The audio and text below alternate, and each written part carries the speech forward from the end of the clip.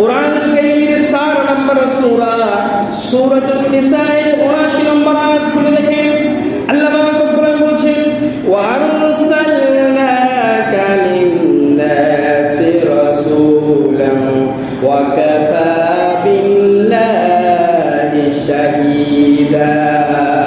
আল্লাহু আকবার। কি চমৎকার কথা! আল্লাহ পাক রব্বুল বলছেন, আমি প্রত্যেক নবী এবং রাসূলগণের যাকে আমি সাক্ষীদাতা হিসেবে প্রেরণ করলাম তিনি হলেন মুহাম্মাদুর রাসূলুল্লাহ সাল্লাল্লাহু আলাইহি ওয়াসাল্লাম। তাহলে যেই নবীর আমরা উম্মত, সেই নবীর সম্মান বেশি না কম? অন্যান্য উম্মতের চাইতে আমাদের সম্মান বেশি না কম?